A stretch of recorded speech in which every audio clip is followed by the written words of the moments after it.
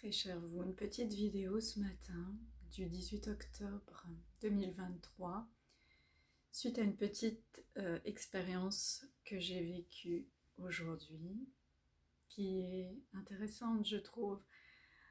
À un moment dans ma préparation matinale, je me suis dit mais est-ce que j'ai vraiment envie d'aider les autres? Non, j'ai pas envie d'aider les autres, j'ai envie de les inspirer. J'ai envie d'inspirer plutôt que d'aider. Ce qui peut impliquer d'accompagner, certes, mais c'est aussi de différentes façons finalement qu'on peut inspirer et qu'on peut accompagner et même aider. Mais le mot aider a vraiment une connotation et une charge qui peut s'associer à de la pression, à une lourdeur.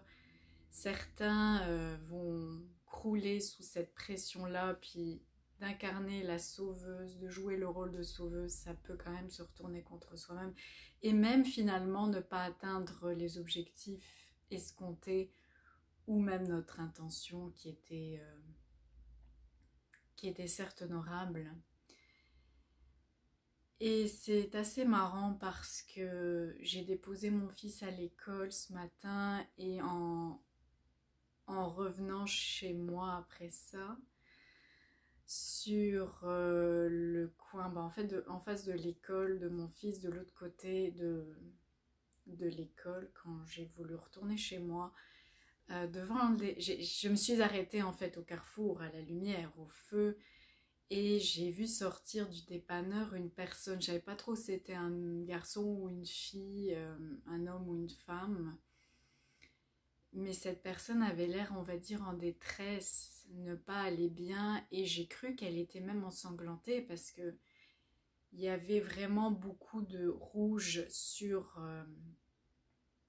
les jambes et sur le visage, et en même temps ça ressemblait un peu à une maladie de la peau. J'étais pas très sûre, moi j'étais dans ma voiture, et puis après ça, quand le feu est passé au vert, ben, j'ai continué mon chemin, mais je me suis dit je devrais peut-être appeler la police parce que je sais pas qu'est-ce qui s'est passé en fait. Je me suis quand même sentie responsable et inquiète et en même temps ne sachant pas trop quoi faire en fait.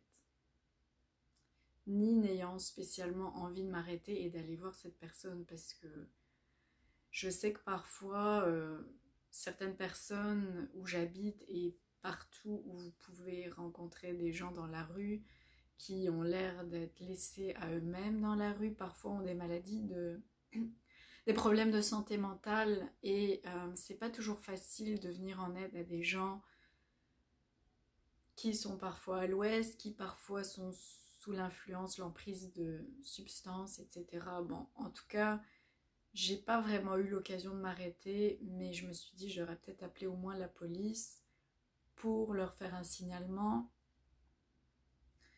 J'ai entendu une sirène, alors je me suis dit bah, peut-être que quelqu'un s'est occupé d'appeler la police.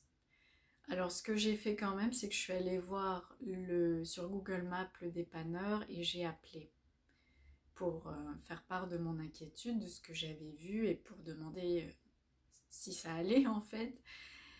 Et la personne qui travaille au dépanneur m'a dit c'est pas elle n'était pas ensanglantée, ce sont des brûlures sur tout le corps. Et elle ne se sentait pas bien, elle m'a demandé d'appeler l'ambulance, que j'ai fait. Donc voilà, quelqu'un était déjà venu en aide à cette personne qui lui avait demandé de l'aide.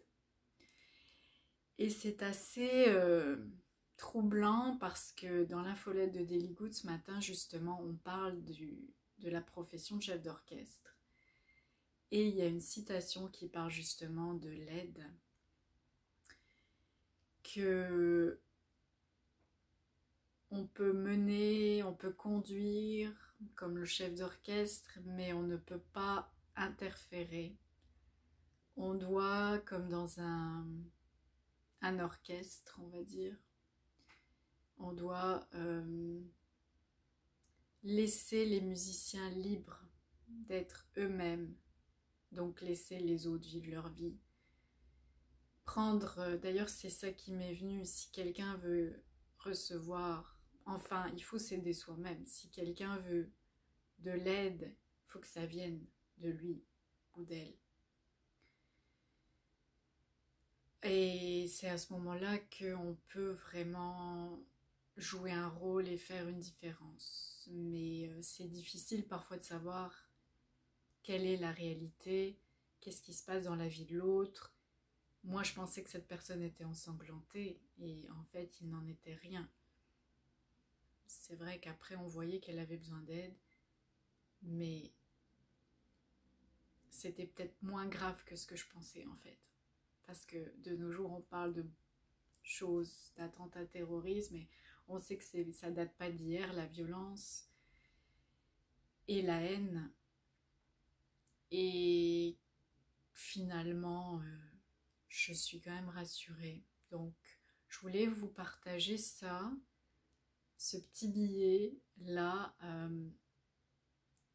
Je pense que c'est vraiment, ça a toute sa signification.